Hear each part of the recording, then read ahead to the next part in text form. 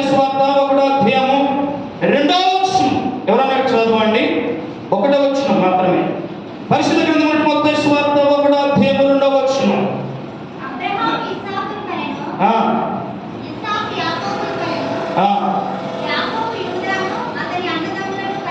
దేవునికి మహిమ కలుగును గాక.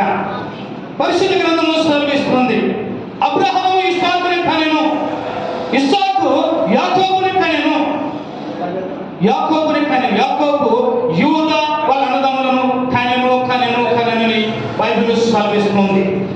యాకోబుకి వాస్తవంగా కవల పిల్లలు 2 ఉన్నారు. యాకోబు, ఏశావు పేరు లేదన్నదా? చూడండి ఎట్లుందో. అంటే యాకోబు ఇస్సాకు యాకోబుని ఏశావుని శరీరంగా కన్నాడు, ఆత్మీయంగా మాత్రము ఒకే యాకోబుని కన్నట్టు బైబిల్ సెలవిస్తుంది. యాకోబు యూదా వాళ్ళ అన్నదమ్ములని కనెను అంటే శరీర రూపముగా కన్నడు, ఆత్మీయం కూడా కన్నట్టు మనకు రాయబడుతుంది. అబ్రహాము కూడా ఇస్మాయేలు, ఇస్సాకు 2 కొడుకులు ఉన్నారు, కానీ ఇస్సాకు పేరే రాయబడినది. ఇక్కడ కూర్చున్న నీవు నేను కూడా పిల్లలకి అంటున్నాం, ఆడపిల్లలకి అంటున్నాం, మగ పిల్లలకి అంటున్నాం, కానీ ఆత్మీయంగా కంటున్నామా? విశ్వాసంగా కంటున్నామా? ప్రార్థన పరులుగా కంటున్నామా? భక్తి పరులుగా కంటున్నామా? మనం శరీర రూపంగానే పిల్లలకి కన్నాం. కలెక్టర్గా కనవచ్చు, ఎమ్మెల్యేగా కనవచ్చు, నువ్వు టీచర్గా కనవచ్చు, ఈ లోకంలో ఉద్యోగస్తులకు కనవచ్చు, మంచి బిజినెస్ మ్యాన్గా కనవచ్చు, మంచి పేరు ప్రశ్నలు రాజకీయ నాయకులని కనవచ్చు, కానీ ఆత్మీయంగా ప్రార్థన పరులను కన్నవా? విశ్వాసుని కన్నవా? భక్తి పరులని కన్నవా? సువార్తికులని కన్నవా? సావుకుని నాలక కన్నవా? ఒక్కరన్నా? దేవుని బిడ్డలారా, ఈ యొక్క మెలసిన పట్టణంలో మంచి ప్రార్థన పరులు ఉన్నారు. ఇక్కడ నేను ఎదుగుతున్నాను. మంచి పాట పాడే వరంగా అయిన వ్యక్తులు, స్త్రీలు ఉన్నారు, పురుషులు ఉన్నారు, భక్తి పరులు ఇక్కడ ఉన్నారు. అన్ని రకాలు ఉన్నారు, కానీ ఖండము మాత్రము కనిపిస్తలేదు. దేవుని బిడ్డలారా, ఖండము కనపడతలేదు. ఖచ్చితంగా విశ్వాసిని కనాల, సావుకుని కనాల. గొర్రెని కంటుంది, బర్రెని కంటుంది, మేకని కంటుంది, ఎలుకని కంటుంది, పిల్లిని కంటుంది. కనుక క్రైస్తవులైన నీవు నేను, క్రీస్తుని నమ్ముకున్న నీవు నేను ఖచ్చితంగా ప్రార్థన పరులను కనాల, భక్తి పరులను కనాల, విశ్వాసులని కనాల, ప్రార్థన పరులను కనాల, సువార్తికులను కనాల, సేవకుల్ని కనాల.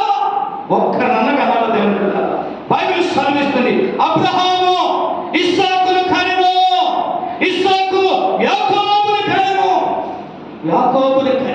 యాకోబు యూదా వాళ్ళ అన్నదమ్ములను కనెను అని బైబిల్ సెలవిస్తుంది. వాస్తవంగా ఇస్సాకుకి 2 కౌల పిల్లలు, ఏశావు పేరు లేదన్నా. శరీర రూపంగా కన్నారు, కానీ ఆత్మీయంగా ప్రార్థనలో, భక్తిలో, విశ్వాసంలో మాత్రము యాకోబుని కన్నట్టు బైబిల్ సెలవిస్తుంది. కనుక దేవుని వాక్యం చూడండి, పరిశుద్ధ గ్రంథం 1 కొరింథీ 4వ అధ్యాయం 15, 16 కలిసి ఉంటాయి. దేవుని వాక్యం 1 కొరింథీ పత్రిక 4వ అధ్యాయము 15, 16 వచనాలు కలిసి ఉంటాయి. చదవండి. మీకు ఉపదేశకులు 10,000 మంది ఉన్నారు, తండ్రులు అనేకులు లేరు. క్రీస్తు యేసునందు సువార్త ద్వారా నేను మిమ్మల్ని కంటిని కనుక మీరు నన్ను కోరి నడుచుకుని వారై ఉండవలని మిమ్మల్ని బతిమాలుకొనుచున్నాను. దేవునికి మహిమ కలుగును గాక. 2 చేతులు పైకెత్తుదాం ఒకసారి. హల్లెలూయా. సువార్త వలన నేను మిమ్మల్ని కంటిని అంటాడు అపొస్తలుడైన పౌలు. సువార్తను ప్రకటించి నేను మిమ్మల్ని కంటిని కనుక మీరు నన్ను పోలి నడుచుకోండి. మీరు కూడా ఇక్కడ కూర్చున్న పురుషులు, ఇక్కడ కూర్చున్న స్త్రీలు కూడా యేసుక్రీస్తు సువార్తను చెప్పి అపొస్తలుడు పౌలు వలె మనము కనాల, ఆత్మని కనాల, విశ్వాసులని కనాల, ప్రార్థన పరులను కనాల. సువార్తను ప్రకటించి నీ స్నేహితులకు, నీ బంధువులకు, నీ రక్త సంబంధులు చాలా మంది ఉన్నారు. నీవు నేను కూడా అపొస్తలుడు పౌలు వలె సువార్తను ప్రకటించి కనాల, విశ్వాసులను కనాల, ప్రార్థన పరులను కనాల, భక్తి పరులను కనాల. చాలా మంది నీకు స్నేహితులు ఉంటున్నారు, చాలా మంది అన్యుల స్నేహితులు ఉంటున్నారు, అవిశ్వాసుల స్నేహితులు ఉంటున్నారు. వాళ్ళకి సువార్తను చెప్పాలి. యేసుక్రీస్తు సువార్తను చెప్పి కనాలి. ఒక్కరిని నాకు కనాలి దేవుని బిడ్డలారా. ఎందుకంటే ఎన్నో సంవత్సరాల నుంచి మనం ప్రభుని నమ్ముకున్నాం. యేసుక్రీస్తు ప్రభుని మారు మనసు పొంది, యేసు ప్రభు నామమున బాప్తిస్మం పొంది, పరిశుద్ధాత్మ వరమును పొంది ప్రత్యేకమైన జీవితం జీవించి బైబిల్ సెలవిస్తుంది, మీరు అపొస్తలుల బోధయందును సావాసమందును రొట్టె విస్తున్నను ప్రార్థన చేస్తున్నను ఎడాతెక్క ఉండడే. కనుక దేవుని బిడ్డలారా, మనం ఉంటూనే ఉన్నాం. సావాసం ఉంటున్నాం, ప్రార్థన చేస్తున్నాం, ఆరాధన చేస్తున్నాం, ప్రభు యేసుక్రీస్తు సువార్తకి కానుకలిస్తున్నాం, మంచిదే. కానీ మనము కంటున్నాం. అపొస్తలుడైన పౌలు ఆయన సువార్తను ప్రకటించి 7 సంఘములను ఆత్మని కన్నాడు, 7 సంఘముల విశ్వాసులని కన్నాడు. ప్రసవ వేదన పడి ప్రయాసపడి సువార్తను ప్రకటించి అపొస్తలుడైన పౌలు కొత్త నిబంధన సంఘమును, పేతురు ఒక్క సంఘమును కంటే అపొస్తలుడైన పౌలు 7 సంఘాలు తయారు చేసి ఆయన ఆత్మని కన్నట్టు బైబిల్ సెలవిస్తుంది. చూడండి ఒక మాట, ఎబ్రిల్కి రాసిన పత్రిక 5వ అధ్యాయం 5వ వచనం. త్వరగా మనము టైం లేదు మనకి, త్వరగా చదవండి. ఎబ్రిల్కి రాసిన పత్రిక 5వ అధ్యాయము 5వ వచనం. క్రీస్తు కూడా ప్రధాన యాజకుడవుటకు తానే మహిమపరుచుకోలేదు కానీ నీవు నా కుమారుడవు, నేను నిన్ను కని ఉన్నాను. చాలు, నీవు నా కుమారుడవు, నేను నిన్ను కని ఉన్నాను. దేవుని బిడ్డలారా, తిమోతి కన్నాడు. అపొస్తలుడైన పౌలు గొప్ప సేవకుడు తిమోతిని, తీతిని ఆయన కన్నట్టు బైబిల్లో రాయబడింది. సేవకుడు కనుక సేవకుని కన్నాడు. కనుక మీరు కూర్చున్న నేను అందరికీ కూడా ప్రభు యేసుక్రీస్తుని సొంత రక్షకుడిగా అంగీకరించిన ప్రతి ఒక్కరు కూడా విశ్వాసులమే, ప్రార్థన పరులమే, క్రైస్తవులమే, క్రీస్తుని ఆరాధించే బిడ్డలమే. కానీ మనము ఒక్కరన్నా కంటున్నామా? ఒక్కొక్కరు ఇక్కడ కూర్చున్న వారిలో యేసు ప్రభుని రక్షకుడిగా అంగీకరించి బాప్తిసం తీసుకున్న వారు 50 సంవత్సరాల వాళ్ళు కూడా ఉండొచ్చు. కానీ ఒక్కరిని నీవు కంటానికి ఆలోచిస్తున్నావా, ప్రార్థిస్తున్నావా, ప్రయాసపడుతున్నావా? దేవుడులారా, చూడని వాక్యం కీర్తనలు పరిశుద్ధ గ్రంథం నుంచి 7వ అధ్యాయం 14వ వచనం మాత్రమే చదువుకుందాం. దేవుని వాక్యం బైబిల్ తెరవండి. కీర్తనలు 7వ అధ్యాయం 14వ వచనం. పాపమును కనుటకు వాడు ప్రసవ వేదన పడుచున్నాడు, చేతులు గర్భమున ధరించిన వాడై అబద్ధమును కని ఉన్నాడు. దేవుని బిడ్డలారా, లోకములో ప్రజలు, అన్యులు, అవిశ్వాసులు పాపమును కనటానికి ప్రసన్న వేదన పడుతున్నారంట. స్త్రీలు, పురుషులు, లోకస్తులు పాపము కనటానికి ప్రసన్న వేదన పడి పాపాన్ని కనాలా? చెడు గర్భము ధరించి అబద్ధాన్ని కంటున్నారంట ప్రపంచంలో అవిశ్వాసులు, అన్యులు. దానికోసము తిప్పలు పడుతున్నారు. ఎట్టనగా అబద్ధం మాట్లాడాలా, అబద్ధమే మాట్లాడాలని ఏం చేస్తున్నారు? చెడు గర్భము ధరించి దేవుడు అబద్ధాన్ని కంటూ ఉందంట. లోకములో, ప్రపంచంలో మానవులు, భూలోకముల మనుషులందరికీ కూడా, ప్రపంచంలో స్త్రీలు, భూలోకముల పురుషులు అందరూ కూడా పాపము కనటానికి ప్రసన్న వేదన పడుతున్నారంట. ఒక స్త్రీ ఒక ఆడపిల్లని కనటానికి, ఒక స్త్రీ ఒక మగ పిల్లని కనటానికి ఎంత ప్రసన్న వేదన పడుతుందో ఈ ప్రపంచంలో ఉన్న మనుషులందరికీ కూడా, బ్రతుకున్న మానవులందరికీ కూడా, పురుషులైనను స్త్రీలైనను భూలోకంలో బ్రతుకున్న మనుషులందరికీ కూడా పాపము కనటానికి ప్రసన్న వేదన పడుతున్నారు. చెడు గర్భము ధరించి అబద్ధాన్ని కంటున్నట్ట. చెడుతనము ద్వారానే మనుషుల నుండి అబద్ధం వస్తుంది.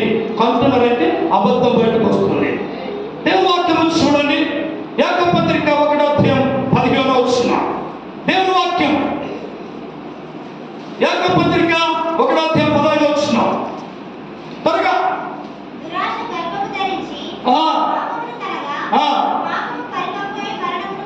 దేవునికి మహిమ కలుగును గాక. దేవుని వాక్యం సెలవిస్తుంది, దురాశ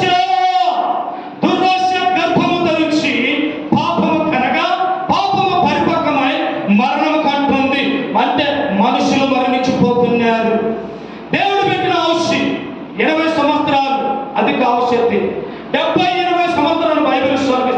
లేదంటే 100 సంవత్సరాలు. 100 సంవత్సరాలు రాకముందు యవనస్తులు చనిపోతున్నారు భూలోకంలో. చూడండి, కారణం ఏంటి?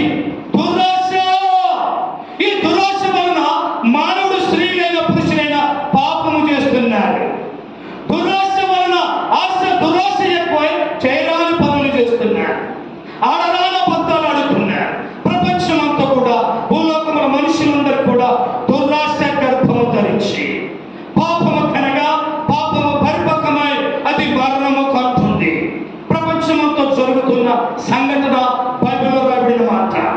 బైబిల్ సెలవిస్తుంది, భూమి ఆకాశం గతించిపోవును గాని నా మాటలే మాత్రము గతించు. బైబిల్ రాయబడిన మాట ఒక పౌలోక సుల తప్పిపోదు. దురాశ మనిషికి తృప్తి లేదు. దేవుడు ఎంత ఇచ్చినా దానితో తృప్తి లేదు. దేవుడు ఎంత ఇచ్చినా దాంతో మనిషి సంతోషించలేదు. ఎంత ఆహారం ఇచ్చినా, ఎన్ని బట్టలు ఇచ్చినా, ఎన్ని బంగారు ఇచ్చినా, ఎంత ఫలం ఇచ్చినా, ఎంత మంచి ఇల్లు ఇచ్చినా, బైక్ ఇచ్చినా, కారు ఇచ్చినా, సెల్ ఇచ్చినా మనిషికి తృప్తి లేదు. ఇంకోటి కావాలనుకుంటున్నాడు. భూలోకమంతా సంచలనం చేస్తుంది దురాశ. ఆది మానవులో ఏదోను తోట వేసాడు దేవుడు. ఈ యొక్క ఏదోను తోటలో ఉన్న వృక్ష ఫలములు మీరు నిబ్రమగా తినవచ్చు, కానీ తోట మధ్యనున్న వృక్ష ఫలములు చూడవద్దు, తినవద్దు, ముట్టవద్దు అంటే అదే తింటారు. దురాశ. ఈ లోకంలో దురాశ వలన మనిషి పాపములు పడిపోతున్నాడు. దురాశ వలన మనిషి శాపము పాపము తెచ్చుకుంటున్నాడు. దేవుడు పాపము ఎలాగ తయారవుతుందంటే దురాశ వలన.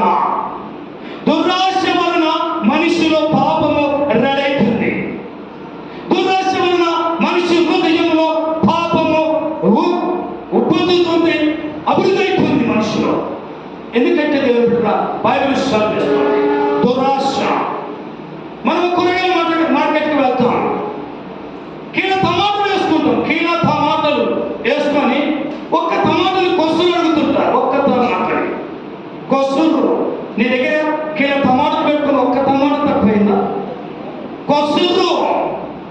దురాశ ప్రపంచంలో జరుగుతుంది. కొసురు అడుగుతుంటే ఇంకొక విషయం చెప్తా. దేవుడు మనుషులందరూ కూడా తలలో అన్నం తింటారు, తలని నాకుతారు. ఏ నాకు మెతుకులు ఇచ్చిపెట్టలేవా? దురాశ. తలని అన్నం తిన్నా కడుపు సరిపోలేదా? ఆ 4 మెతుకులు విడవకూడగా దాన్ని కూడా నాకుతా ఉంటారు. దురాశ.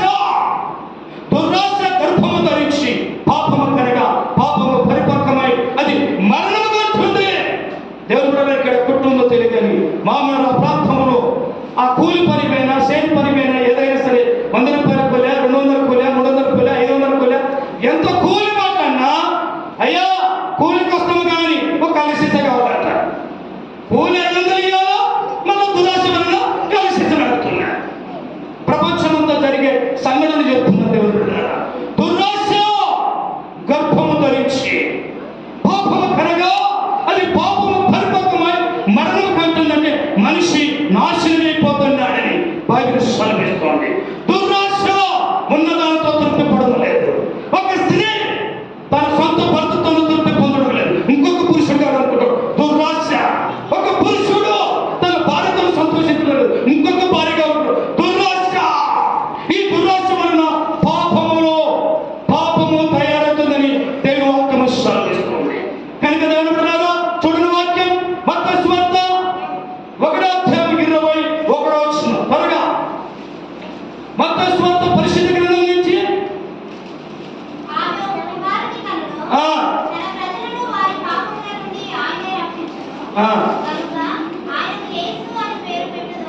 చాలు 2 చేతులు పైకి తీసుకోవాలి. హల్లెలూయా.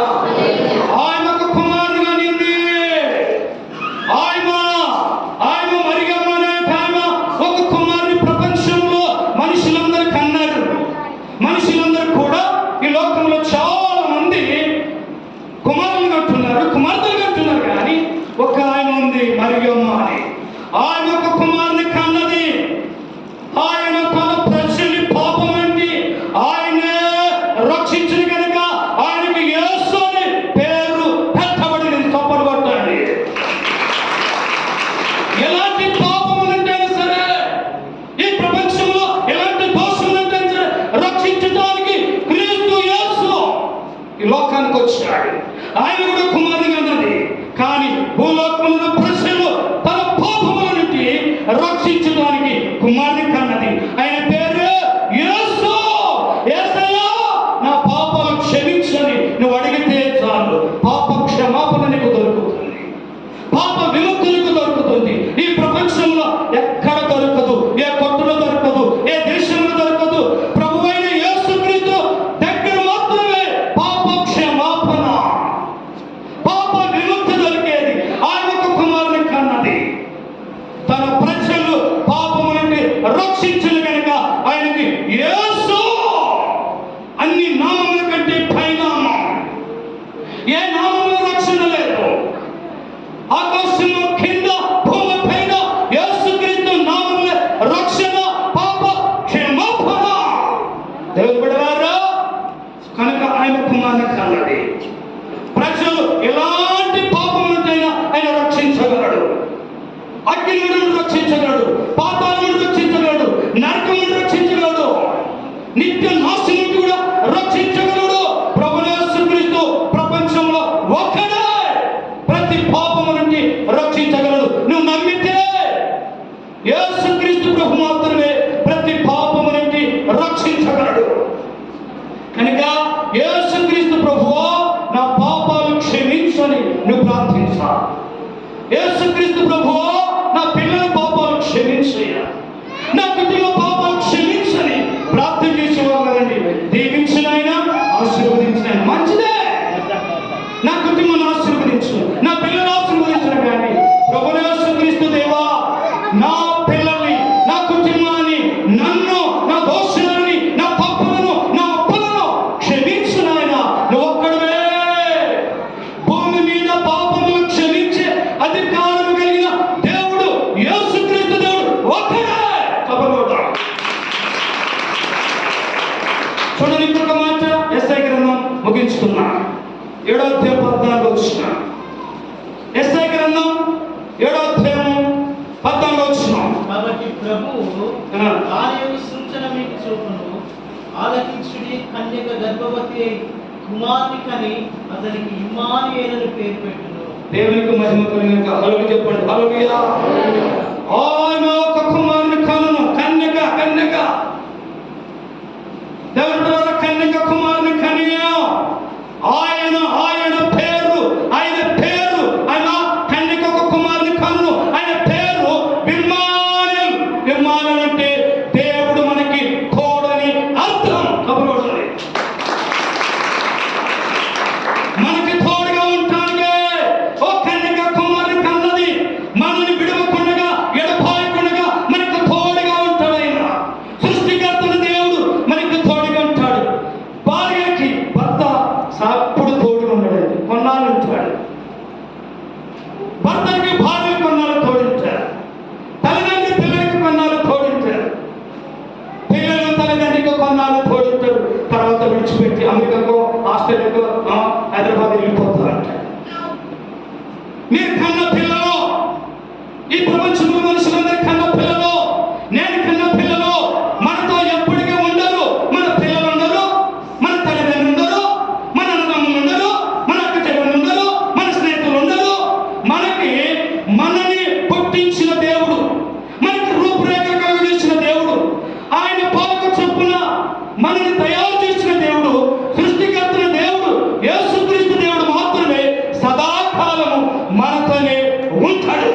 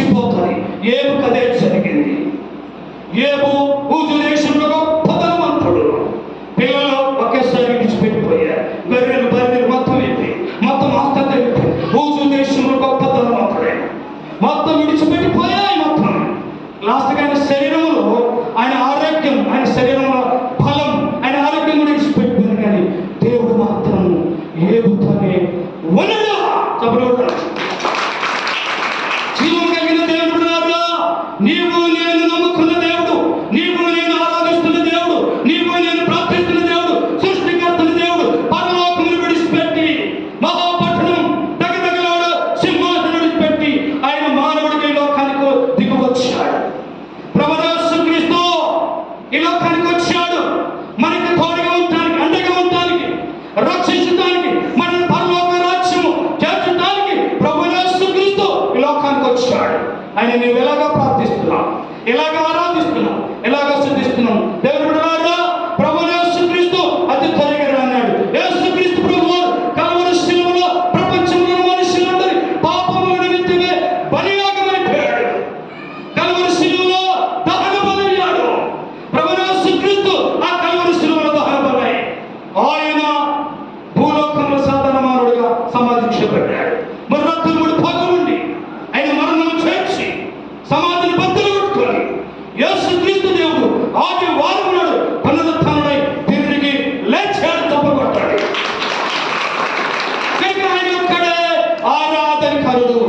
యేసుక్రీస్తుని ఆరాధించాలి, యేసుక్రీస్తు ప్రభుని స్తుతించాలి, యేసుక్రీస్తు ప్రభుని ప్రార్థించాలి.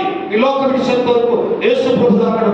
యేసు ప్రభు అన్నాడు, నేను ఎల్లకుంటే ఆదరణకర్త మీ దగ్గర. ప్రభువైన యేసుక్రీస్తు ఆయన ఆకాశానికి ఎక్కిపోయాడు. పెంతెకొస్తు పండుగ దినము ఆయన ఆత్మస్వరూపై కొత్త పెంతెకొస్తు పండుగ రోజు కొత్త నిబంధన సంఘం మీద ఆత్మస్వరూపై మళ్ళా తిరిగి మన మధ్యకు వచ్చాడు. మన మధ్య ఆయన సంచరిస్తున్నాడు. చప్పలు కొట్టండి.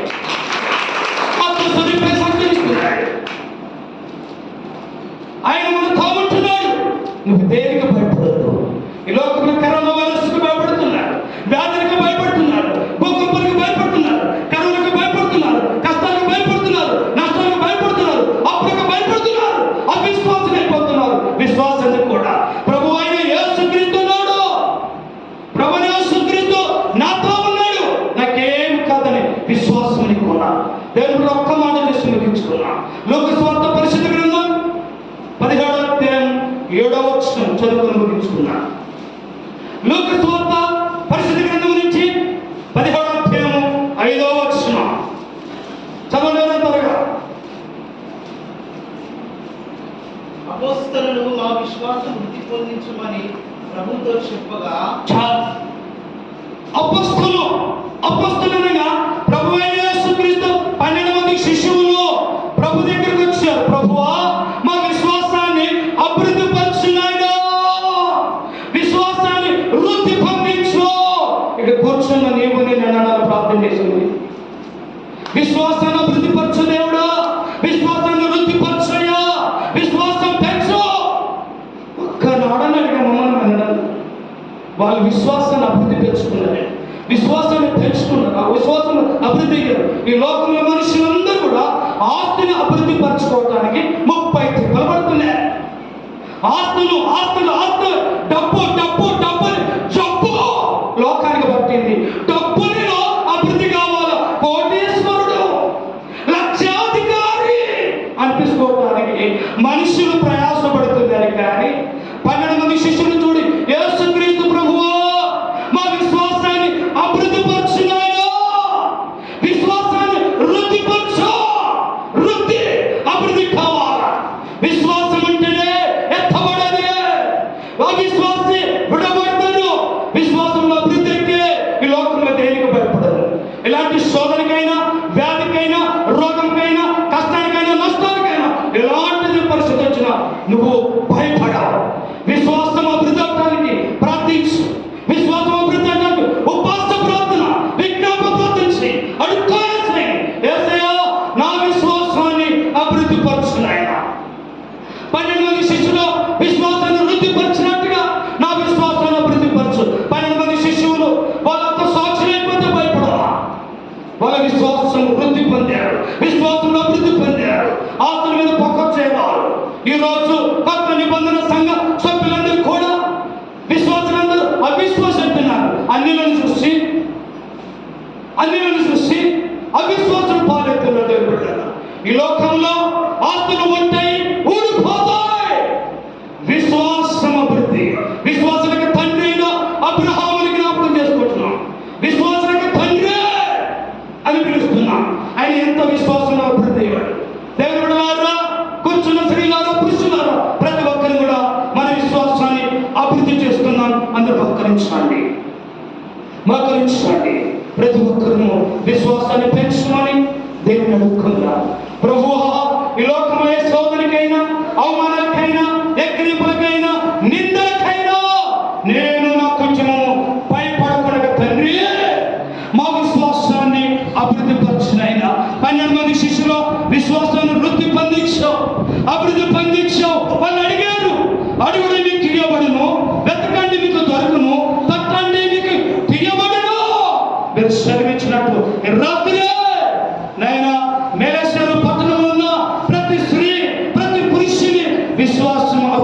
దయచేయమని దాసుడిగా ప్రార్థన చేస్తున్నా. అవిశ్వాసాన్ని తొలగించిన ఆయన, అవిశ్వాస మనస్సు తొలగించు, అవిశ్వాస